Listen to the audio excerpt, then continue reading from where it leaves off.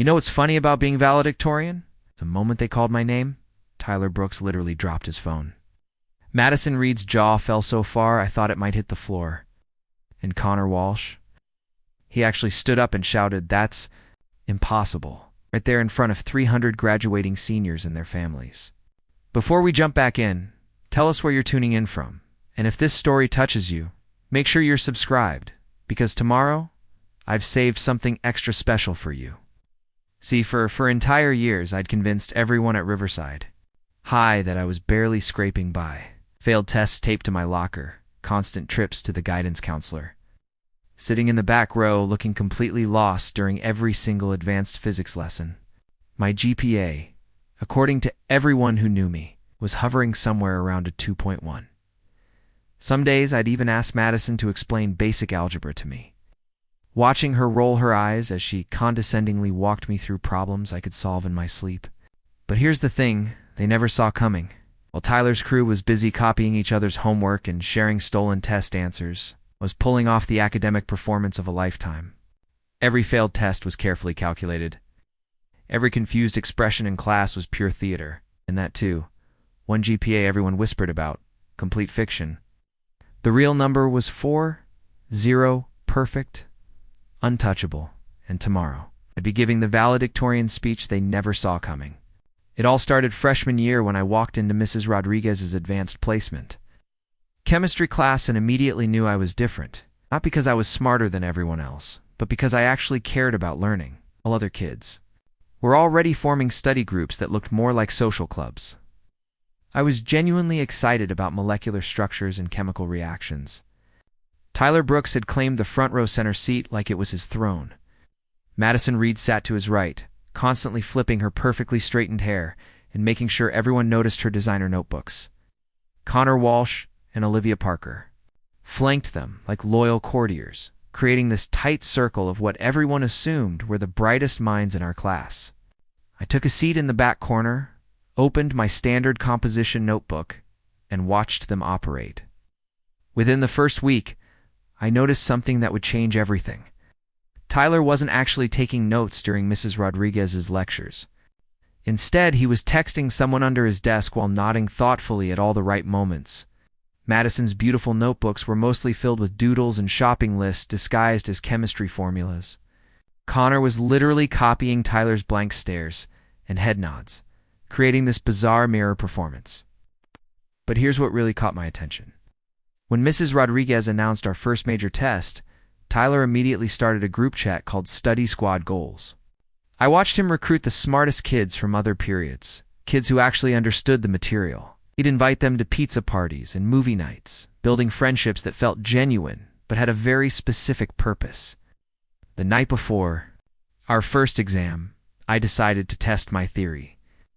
I stayed late in the library, positioned where I could see the main study room through the glass walls.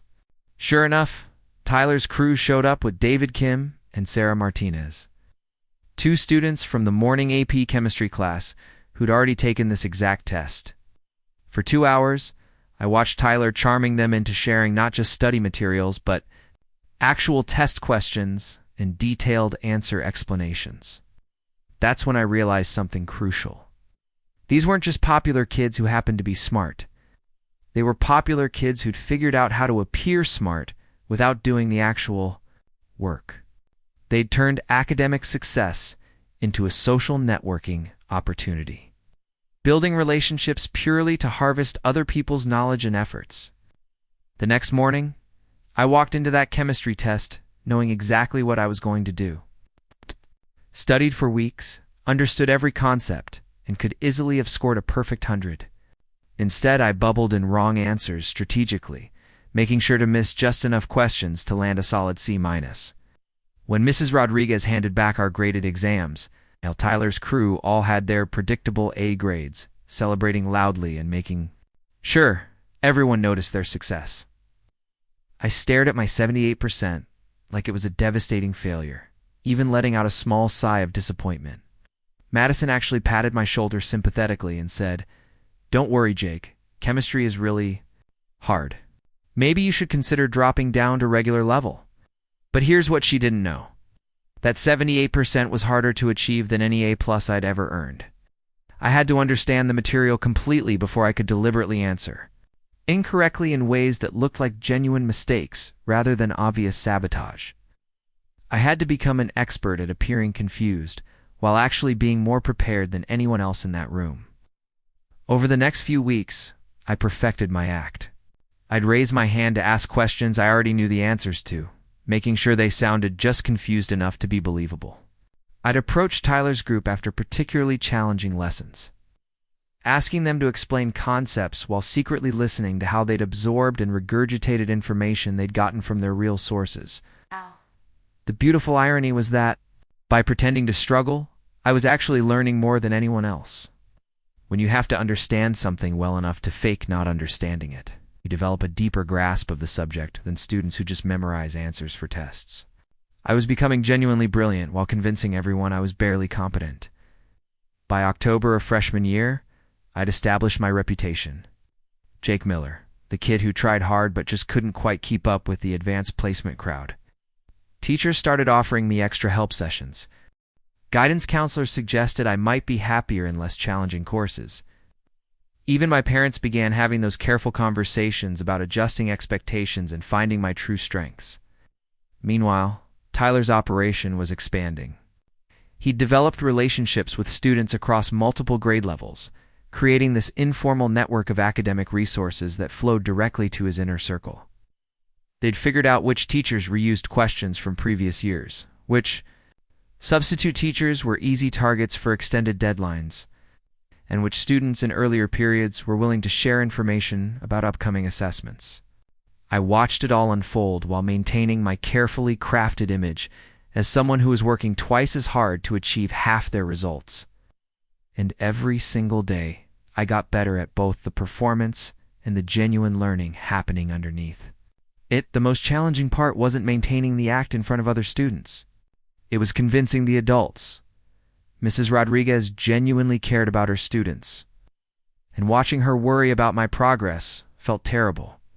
She'd stay after class to offer additional explanations for concepts I understood better than she realized. She'd send emails to my parents about tutoring resources and study strategies. But I knew that breaking character, even for a moment, would destroy everything. Tyler's crew had to believe I was exactly what I appeared to be, a well-meaning kid who lacked their natural intellectual gifts, someone who posed no threat to their carefully constructed academic superiority. So I played the role perfectly day after day, month after month, watching their confidence grow as mine appeared to diminish. They had no idea they were witnessing the longest, most elaborate academic undercover operation in Riverside High School history, and I was just getting started. Everything changed the summer before sophomore year when I met Emma Chen at the Cedar Falls Public Library. I'd been spending my days there, genuinely studying for upcoming advanced placement courses while maintaining my cover story at home about struggling with basic math concepts. Emma was working through a stack of college-level physics textbooks, completely absorbed in problems that wouldn't be covered in our school until senior year. We started talking. During one of those afternoon thunderstorms that kept everyone inside longer than planned, she mentioned being nervous about starting at Riverside High in the fall, worried about fitting in with the competitive academic atmosphere she'd heard about. I found myself in the strange position of reassuring her while carefully maintaining my fictional academic struggles. Over the following weeks, Emma became my first real friend in years. She was brilliant, genuinely curious about learning, and completely uninterested in the social hierarchies that dominated high school life. Most importantly, she was someone I could trust with the truth about what I was really doing. The conversation happened on a Tuesday evening in late August. We were sitting in the library's quiet study section. Emma was helping me work through calculus problems that I'd deliberately gotten wrong on a practice test. She paused in explanation and looked at me with this puzzled expression. "Jake, you keep making the same types of mistakes, but they're not random mistakes. They're too consistent. Like you understand the concept, but you're deliberately applying it incorrectly." I stared at her for a long moment, realizing that my performance had been so calculated that it created its own pattern. Someone as genuinely Intelligent as Emma could see through the inconsistencies that fooled everyone else. So I told her everything. The cheating ring I'd discovered, Tyler's sophisticated network of academic manipulation, and my decision to document it all while protecting myself by appearing to be no threat whatsoever. Emma listened without interrupting, her expression shifting from confusion to understanding to something that looked like admiration. "That's actually genius," she said finally. "You're like an academic undercover detective. But Jake, this is going to be incredibly difficult to maintain for 4 years. Are you sure you want to commit to something this intense?" Or that question haunted me for weeks, but by the time school started, I knew my answer. Walking into sophomore year and seeing Tyler's crew even more confident and established in their system, I realized that someone needed to expose what was happening.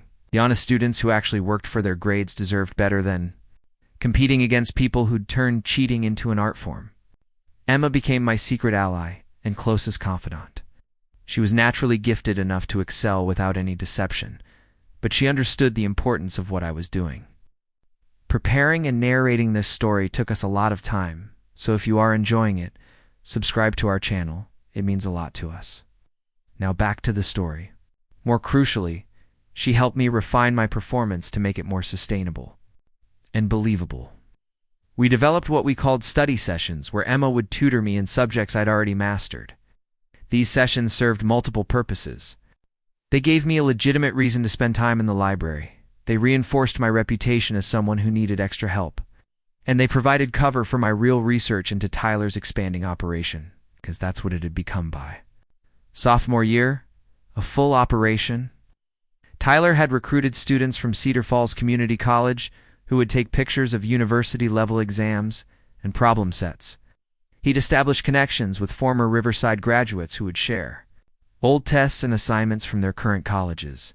Most impressively, he'd figured out how to hack into some teachers' online gradebooks to see test questions in advance. Madison had become his lieutenant, managing a complex social calendar designed to extract information from different student groups. She'd throw study parties that were actually intelligence-gathering missions, befriending kids from other schools during academic competitions to collect their materials, and even dating students from rival high schools to access their resources. Connor and Olivia handled the practical logistics.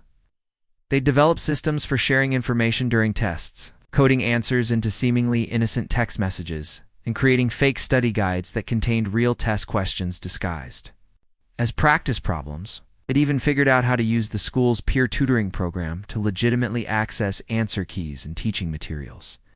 The most sophisticated part of their system was how they covered their tracks. They'd deliberately get a few questions wrong on each test, but never the same ones, so their perfect scores wouldn't raise suspicions. They'd participate in class discussions using information they'd obtained in advance, making their contributions seem spontaneous and insightful. It'd even help other students occasionally, sharing just enough real knowledge to maintain their reputations as generous, brilliant classmates. Watching this unfold while pretending to struggle with basic concepts required a level of acting I never knew I possessed. During class discussions about literature we'd read, I'd offer observations that were slightly off target, missing obvious themes while occasionally stumbling onto minor insights that made me seem like I was trying hard but lacking natural analytical skills. In mathematics courses, I'd show my work extensively, but make crucial errors in the final steps, demonstrating that I understood the processes but couldn't execute them correctly under pressure. For science classes, I'd ask detailed questions about topics we'd already covered, as if I'd been studying intensively but still couldn't grasp fundamental concepts. The hardest part was dealing with well-meaning teachers who genuinely wanted to help me succeed. Mrs. Rodriguez continued offering extra tutoring sessions throughout sophomore year. Mr. Peterson, my English teacher, would stay after class to discuss essay writing strategies for improving my supposedly weak analytical skills. Ms. Thompson, who taught advanced placement history, even called my parents to suggest additional resources for supporting my studies at home. These conversations with my parents created another layer of complexity. They'd grown concerned about my apparent academic struggles and wanted to hire professional tutors or consider transferring me to less challenging courses. I had to convince them that I was working hard and making progress, just more slowly than they'd hoped, while secretly maintaining perfect understanding of increasingly difficult material. Emma helped me navigate these family dynamics by occasionally studying at my house, where she'd reinforce the narrative that I was dedicated but struggling. She'd tutor me loudly enough for my parents to overhear, using language that suggested I was making gradual improvement through intensive effort. Meanwhile, my real education was happening in private. I was teaching myself advanced concepts years ahead of schedule, reading college-level textbooks, and developing a depth of understanding that surpassed most of my classmates. The irony was that by pretending to be a poor student, I was becoming a better learner than I'd ever been when focused solely on grades. By the end of sophomore year, I documented dozens of instances of organized cheating. I had screenshots of group chats where test answers were shared, photos of stolen materials, and detailed notes about how their network operated. But more importantly, I'd established myself so thoroughly as an academic non-threat that Tyler's crew barely noticed my presence anymore. They'd include me in conversations about how difficult certain classes were, never suspecting that I understood the material better than they did. They'd complain about upcoming tests in front of me, discussing their plans for obtaining answers without any concern that I might report them. In their minds, I was just Jake Miller, the kid who worked twice as hard to achieve half their results. The psychological toll of maintaining this deception was becoming significant. There were moments when I wanted to excel openly, to demonstrate my real capabilities and earn the recognition I deserved. Watching Tyler accept academic awards and scholarships that should have gone to honest students was infuriating. But Emma reminded me constantly that the long-term goal was more important than any short-term satisfaction. We were building towards something bigger than individual recognition. We were working to expose a system that was fundamentally unfair to every student who played by the rules. As junior year approached, I knew the most challenging phase of my evade plan was about to begin. Stakes would be higher, the coursework more demanding, and Tyler's operation even more sophisticated. But I also knew that I was ready for whatever came next. The foundation was solid. My reputation as a struggling but determined student was unshakable. My real academic abilities were stronger than ever. And most importantly, I had a clear sense of purpose that would carry me through whatever difficulties lay ahead. Tyler Brooks and his crew had no idea what was coming. They'd spent 2 years growing more confident and careless, never imagining that someone was watching, learning, and preparing to turn their own system against them. Performance was about to reach its most critical stage. Junior year brought advanced placement courses that pushed every student to their limits, including those who'd been coasting on stolen answers and borrowed brilliance. For Tyler's crew, this meant expanding their network and taking bigger risks. For me, it meant perfecting an act that was becoming increasingly difficult to maintain. AP Chemistry with Dr. Martinez proved to be my greatest challenge yet. Coursework was genuinely demanding, requiring deep conceptual understanding that couldn't be faked through memorization alone. I'd spent the summer mastering college-level chemistry, working through textbooks that wouldn't be covered until my senior year of college, but in class, I had to pretend that basic molecular bonding concepts were beyond my comprehension. The first major test of the year created a crisis I hadn't anticipated. Dr. Martinez announced that she'd be creating entirely new questions for our exam, making it impossible for Tyler's usual sources to provide advance information. For the first time since I'd been watching them, his crew would have to rely on their actual knowledge. I watched Tyler's confidence crack during the review sessions leading up to the test. He'd grown so dependent on having answers in advance that he'd never developed real study habits. Madison was frantically trying to organize group sessions, but none of them actually understood the material well enough to teach it to each other. Connor had started approaching students from other schools, desperately trying to find someone who'd taken a similar test. While Olivia was attempting to befriend Dr. Martinez's teaching assistant, meanwhile, I was facing my own dilemma. This test covered concepts I understood completely, But scoring well would destroy the carefully constructed academic identity I'd maintained for 2.5 years. I spent weeks developing a strategy. For the exam, determining exactly which questions to answer correctly and which to miss in ways that would maintain my established performance level. The morning of the test, I sat in my usual back corner seat and watched Tyler's crew exchange nervous glances. For once, they looked like normal students facing a challenging exam. It was both satisfying and somehow sad to see them stripped of their artificial advantages. I completed the test in about 20 minutes, then spent the remaining time carefully reviewing my deliberately incorrect answers. Each wrong response had to seem plausible, demonstrating partial understanding while revealing specific conceptual gaps that aligned with my fictional academic struggles. When Dr. Martinez returned our graded exams the following week, the results were exactly what I'd expected and planned for.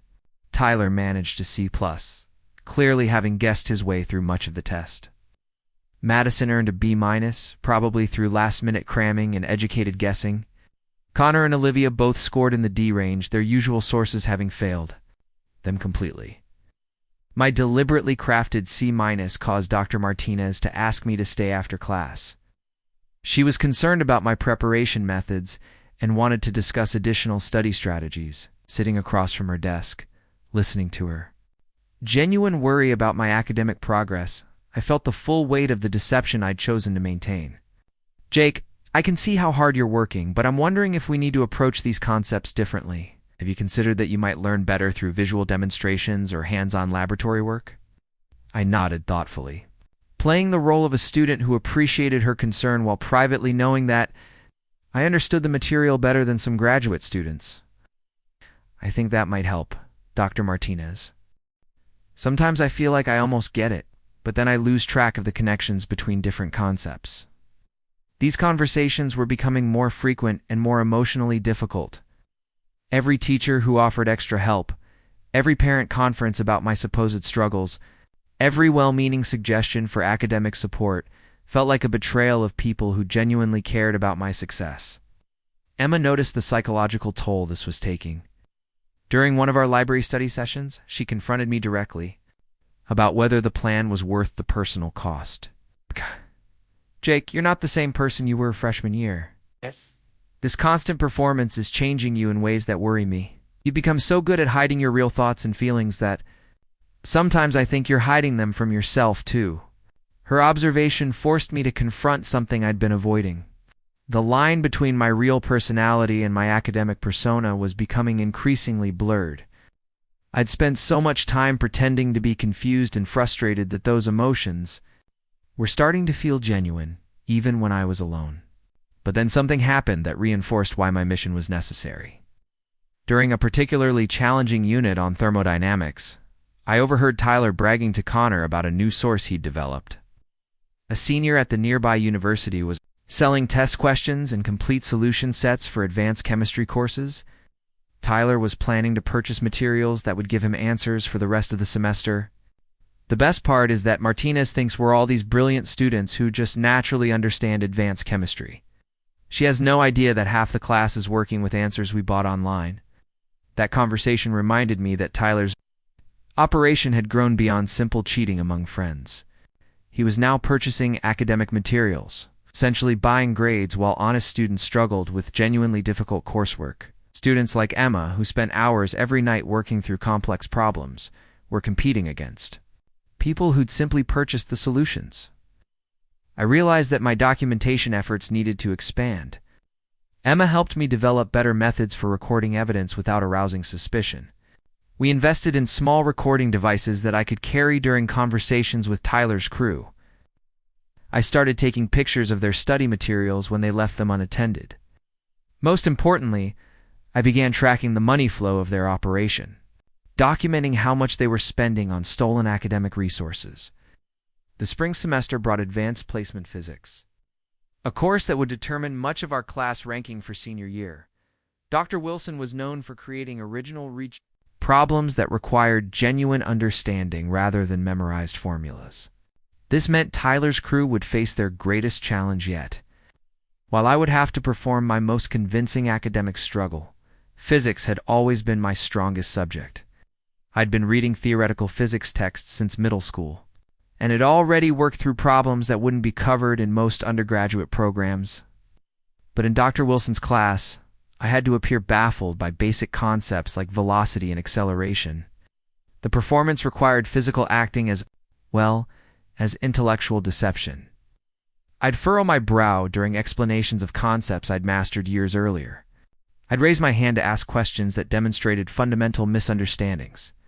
I'd work extensively on homework problems, showing all my calculations while making crucial errors that revealed supposed gaps in my comprehension. Tyler's crew was struggling more obviously now, unable to find reliable sources for Dr. Wilson's original problems. I watched Tyler's frustration grow as his usual network failed him repeatedly. Madison started approaching the smartest students in other periods, offering to help with their social studies homework in exchange for physics assistance. Connor began staying after school for extra help sessions, genuinely trying to learn material. For perhaps the first time in years, the irony wasn't lost on me that Tyler's crew was finally being forced to develop real study habits just as I was perfecting my imitation of a struggling student. They were learning to work hard, while I was learning to hide how naturally everything came to me. But the constant deception was wearing on my relationships outside of school as well. My parents had grown increasingly concerned about my academic performance and were considering hiring professional tutors for senior year. They'd started talking about adjusting their expectations for my college applications, suggesting I focus on schools that might be more appropriate for my apparent ability level. These conversations with my family were particularly painful because I could see how much they wanted to support me without making me feel inadequate. They'd developed elaborate strategies for building my confidence, while managing their own disappointment about my supposed limitations. Emma remained my only anchor to authenticity, the one person who knew my real capabilities and could remind me why the sacrifice was worthwhile. But even she was beginning to question whether 4 years of deception was sustainable or healthy. "Jake, you're going to graduate as valedictorian, but will you remember who you really are by then? This performance is becoming so much a part of you that I worry about what happens when you finally drop the act." Her concerns were valid, but I was too committed to the plan to consider alternatives.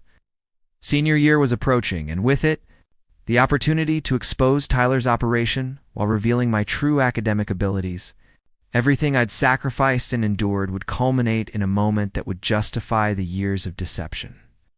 I had no idea how much more difficult the final year would become, or how close I'd come to losing everything I'd worked toward. Tyler's crew was about to face their greatest challenge, and so was I. The performance was reaching its climax, but the most dangerous part was still ahead. Senior year arrived with the weight of college applications, final transcripts, and the culmination of everything I'd been building toward for 3 years. Tyler's operation had evolved into something even more sophisticated and dangerous, while my own deception had become so convincing that even I sometimes forgot who I really was underneath the performance. The first major crisis came in October. During our advanced placement literature course with Mrs. Patterson, she'd assigned a research paper on contemporary American authors, worth 30% of our semester grade. Unlike previous assignments that Tyler's crew could navigate through their usual channels, this required original analysis and months of sustained effort. I watched Tyler panic in ways I'd never seen before. His network of college contacts couldn't write the paper for him without risking plagiarism detection software. His usual strategy of combining multiple sources into a seemingly original work wouldn't succeed with Mrs. Patterson's detailed requirements for primary source analysis and innovative argumentation. For the first time since I'd been documenting his activities, Tyler approached me directly for help. He found me in the library during one of my supposed struggle sessions with Emma, looking desperate in a way that actually made me feel sorry. For him, "Jake, I know we haven't talked much over the years, but I'm really struggling with this literature paper. Mrs. Patterson's requirements are so specific, and I can't seem to find the right approach. I was wondering if you might want to work together, maybe share research or bounce ideas off each other." The irony was staggering. Tyler Brooks, who'd built his entire academic reputation on stolen work and borrowed brilliance, was asking me, the student he considered least capable in our class, for genuine collaboration. I realized that his desperation had finally overcome his social prejudices. I agreed to help him. Seeing an opportunity to document his methods from the inside while maintaining my cover as a struggling student, Emma was initially concerned about this development, worried that working closely with Tyler might expose inconsistencies in my performance. "Jake, you've spent 3 years convincing him that you barely understand basic concepts. How are you going to help with his paper without revealing that you're actually more capable than he is?" The solution required the most complex acting I'd attempted yet. I developed a strategy where I'd offer confused but occasionally insightful observations, as if I was stumbling onto good ideas without fully understanding their significance. I'd ask questions that seemed naive but actually guided Tyler toward important points he might have missed. During our study sessions, I watched Tyler's real academic abilities emerge for the first time.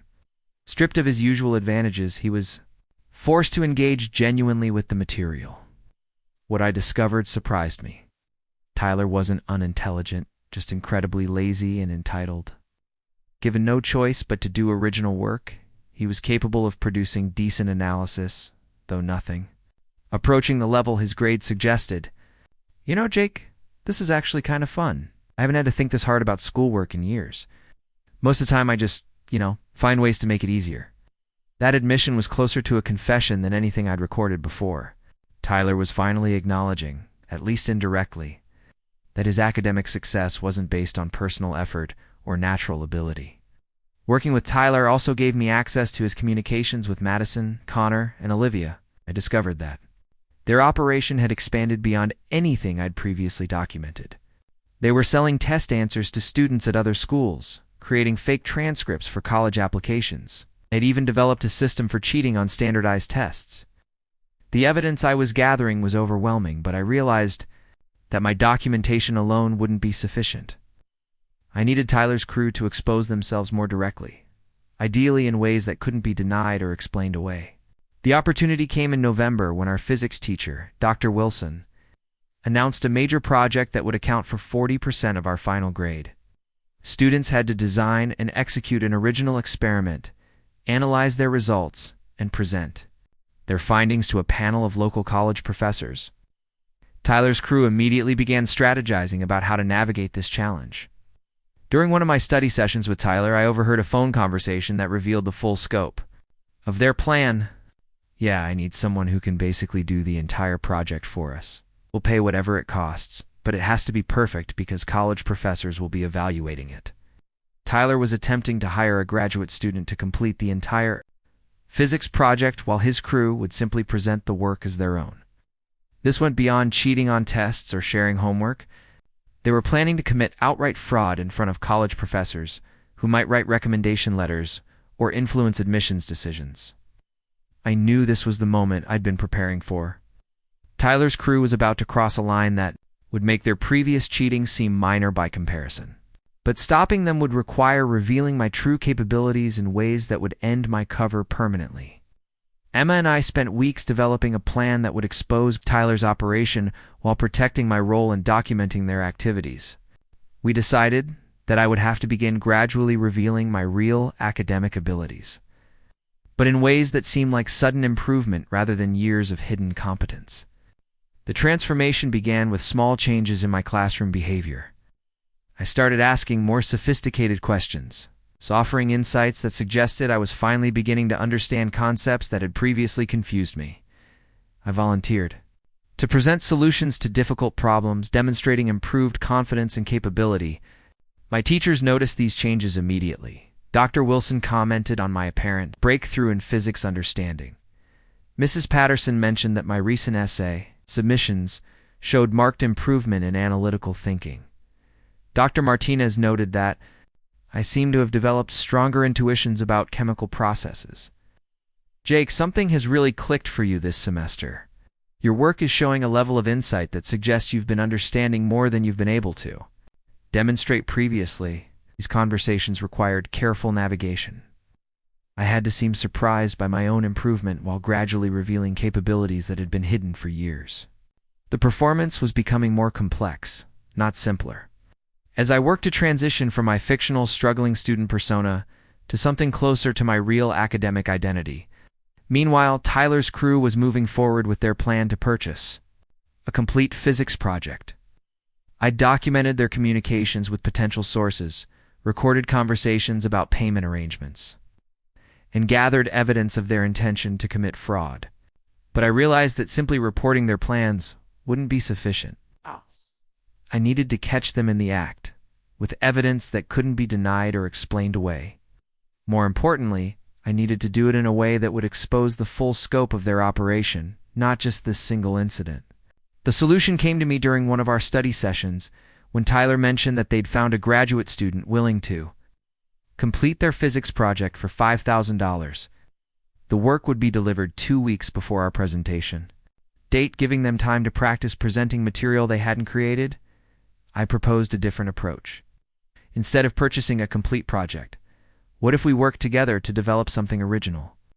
I suggested that my recent improvement in understanding physics concepts might make me a valuable collaborator, especially since Mrs. Patterson had mentioned my analytical skills were developing rapidly. Tyler was initially skeptical, but eventually agreed to let me contribute to their project development. This gave me the perfect opportunity to document their cheating while creating a situation where their fraud would be impossible to hide. Over the following weeks, I helped Tyler's crew develop what appeared to be a legitimate physics project while secretly ensuring that their presentation would reveal their lack of genuine understanding. I designed experiments that required deep conceptual knowledge to explain properly. I included analysis that would be impossible to present convincingly without having done the actual work. Most importantly, I created multiple versions of our data and conclusions, sharing different versions with different members of Tyler's crew. When they attempted to present material they hadn't actually developed, inconsistencies would be immediately obvious to the college professors evaluating their work. The week before our presentation, Tyler's crew received the purchase project from their graduate student source. They were so relieved to have professional quality work that they didn't bother comparing it carefully to the material we'd been developing together. I had them exactly where I needed them. They would attempt to present 2 completely different physics projects, revealing their fraud in front of college professors while I documented everything from the inside. But what happened next caught me completely off guard and nearly destroyed everything I'd worked toward for years. The morning of our physics presentations, I arrived at school knowing that Tyler's crew was about to expose themselves in spectacular fashion. I'd spent the night reviewing my documentation, preparing for the moment when their fraud would become undeniable to everyone watching. But walking into Dr. Wilson's classroom, I immediately sensed something was wrong. Tyler, Madison, Connor, and Olivia were huddled together near the window, speaking in urgent whispers. When they saw me approaching, they stopped talking abruptly, and Tyler stepped forward with an expression I'd never seen before. "Jake, we need to talk to you about something important. Could you come with us for a minute?" They led me into the empty hallway, and Madison closed the classroom door behind us. Tyler was holding his phone, and on the screen was a photo that made my blood run cold. It was a picture of me in the Cedar Falls Public Library, reading an advanced quantum physics textbook taken sometime during my sophomore year. "You want to explain this, Jake? Because either you're the slowest learner in human history, or you've been lying to everyone for the past 3 years. My mind raced through possible explanations, but Connor held up his own phone showing screenshots of my real grades from the school's internal system. Somehow they'd gained access to my actual academic records and discovered my perfect GPA. We hired someone to investigate all the students in our AP classes after some weird things started happening with our source networks. Turns out, Jake Miller, the kid we all thought was barely passing, is actually ranked number 1 in our entire graduating class. The revelation was devastating, but what came next was worse. Olivia stepped forward, holding a small recording device, the same type I'd been using to document their conversations. "We found this in Tyler's backpack yesterday after one of your study sessions. We've been wondering for weeks how someone kept anticipating our plans and making things more difficult. Now we know it was you, documenting everything we said, and did they turn to my own surveillance methods against me? While I'd been gathering evidence of their cheating?" They'd been building a case against me for academic fraud and deception. The hunter had become the hunted in ways I never anticipated. Madison pulled out a thick folder filled with printed screenshots, photos, and transcribed conversations. We've got 4 years of evidence showing that you systematically deceived teachers, administrators, and your own parents about your academic abilities. You manipulated grading systems, lied on official documents, and committed fraud that makes our cheating look like child's play. The irony was perfect and terrible. Tyler's crew had used their sophisticated investigation methods to expose my deception more thoroughly than I'd ever documented theirs. They'd gathered evidence with the same meticulous attention to detail I'd applied to tracking their activities. "Here's what's going to happen," Tyler said, his voice carrying a confidence I recognized from 3 years of watching him manipulate situations to his advantage. "You're going to present our physics project exactly as we planned, taking credit for work you didn't do, just like you've been taking credit for grades you didn't earn honestly. And you're going to destroy all the evidence you've gathered about us. We release everything we've found about your fake academic career." They'd created a perfect trap. Either I'd participate in their fraud, making myself equally guilty of academic dishonesty, or they'd expose my deception in ways that would destroy my graduation prospects and college applications. Everything I'd worked toward for years would be ruined. But as I stood in that hallway, facing the collapse of my carefully constructed plan, something unexpected happened. Instead of panic or despair, I felt a strange sense of relief. Weight of maintaining my deception for so long had been crushing me in ways I'd refused to acknowledge. The prospect of finally being authentic, even if it meant losing everything, felt almost liberating. "You know what, Tyler? You're absolutely right. I have been lying about my academic abilities for 4 years. I've deceived teachers, administrators, and my parents in ways that probably constitute fraud." Tyler smiled, thinking he'd won our 4-year game of deception and counter-deception. "But here's what you don't understand," I continued. "I was never trying to gain unfair advantages for myself. I was documenting your operation because I believed that honest students deserved to compete on level ground.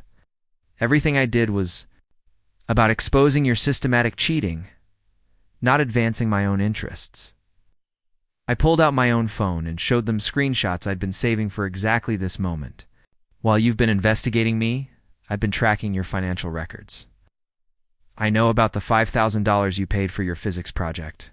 I have records of the $15,000 you've spent over 2 years purchasing test answers and academic materials. I've documented your sale of stolen content to students at other schools." Madison's confidence faltered slightly, but Connor stepped forward aggressively. "None of that matters if we destroy your credibility first. Who's going to believe a student who's been lying about everything for 4 years? That's when Emma appeared in the hallway, flanked by Dr. Wilson and Principal Thompson.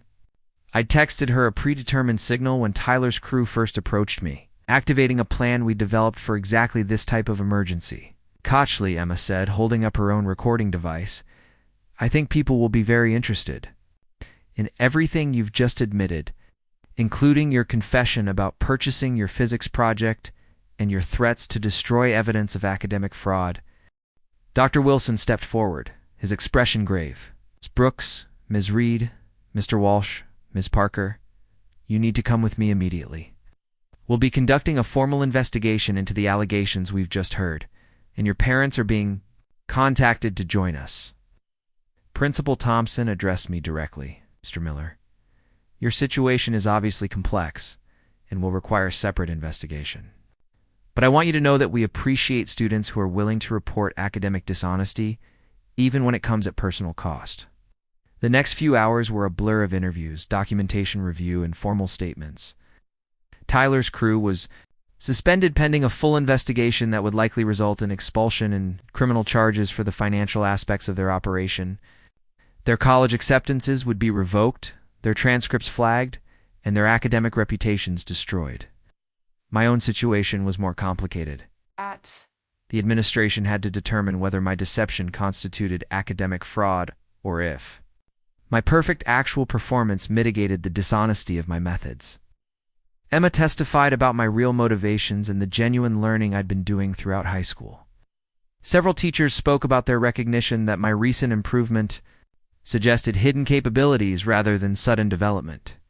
After 3 days of investigation, Principal Thompson called me into his office for a final meeting. "Jake, what you did was unprecedented and ethically complex. You deceived everyone around you for years, but your actual academic performance was legitimate, and your motivations appear to have been honorable." He paused, choosing his words carefully. "We've decided that you'll face no formal disciplinary action, but you'll need to work with our counseling staff to address the psychological impact of your prolonged deception. More importantly, you'll need to have honest conversations with your parents and teachers about rebuilding trust." The conversation with my parents was the most difficult part of the entire ordeal. Sitting in our living room, explaining that I'd been hiding my real academic abilities for 4 years while they worried about my supposed struggles, was more painful than any part of my investigation into Tyler's crew. "Jake, we just want to understand why you felt like you couldn't trust us with the truth," my mother said, tears streaming down her face. "Did you think we wouldn't support you if you told us what you were really doing?" My father was more direct. "Son, we're proud that you wanted to expose cheating and help honest students. We've spent 4 years thinking we were failing you as parents." Those conversations took weeks to work through, with family counseling sessions that helped us rebuild relationships damaged by years of necessary but painful deception. But the most meaningful conversation happened 2 weeks later when Mrs. Rodriguez approached me after chemistry class. "Jake, I want you to know that I always suspected you understood more than you were showing. There were moments when your questions were too sophisticated for someone who was genuinely struggling." She smiled and continued, "What you did was extraordinary, even if it was also ethically complicated. You helped expose a system that was fundamentally unfair to students like Emma who do honest work. That took courage and sacrifice that most people your age wouldn't be capable of." Graduation day arrived with emotions I couldn't have anticipated. Walking across the stage as valedictorian felt surreal after 4 years of hiding my academic abilities. My speech focused on authenticity, the importance of honest achievement, and the courage required to do what's right even when it comes at personal cost. In the audience, I could see Emma beaming with pride, my parents crying with a mixture of joy and relief, and several teachers who'd finally understood the complex performance I'd maintained throughout high school. Tyler, Madison, Connor, and Olivia were not in attendance. Their investigation had revealed the full scope of their operation, leading to expulsion and criminal charges that would follow them for years. But the most unexpected moment came after the ceremony when a woman I didn't recognize approached me with tears in her eyes. "Jake, I'm David Kim's mother. David was one of the students Tyler's crew was using for test answers during your freshman year. He spent high school thinking he wasn't smart enough for advanced courses because he couldn't compete with students who were cheating." She continued, "Because of your investigation, David learned that his struggles weren't due to lack of ability. He's starting at MIT in the fall with a full scholarship. Your 4 years of sacrifice gave my son his future back." That conversation helped me understand that my deception had been about more than exposing cheating or achieving personal vindication. It had been about protecting the fundamental fairness that makes honest achievement meaningful. Standing in the parking lot after graduation, Emma and I reflected on everything we'd accomplished and endured. "Jake, do you regret any of it? Deception, the sacrifice, the 4 years of hiding who you really were?" I thought about Tyler's crew facing the consequences of their actions. It's about students like David Kim discovering their real potential, about the honest students who would compete on level ground because of what we'd exposed. "No," I said finally. "I don't regret protecting what matters most. Sometimes the greatest authenticity requires the most difficult performance. And sometimes the bravest thing you can do is pretend to be weaker than you are, so that truth can become stronger than deception." The 4 years of pretending to be the worst student in my class had led to the most honest moment of my life. Standing as valedictorian, while knowing that I'd earned every word of the speech I'd given about integrity, sacrifice, and the courage to do what's right. Tyler Brooks and his crew never saw it coming because they'd forgotten the most important lesson of all. Real intelligence isn't about finding ways to avoid hard work. It's about understanding that some things are worth working harder for than personal advantage. And in the end, that's exactly what my valedictorian speech was about.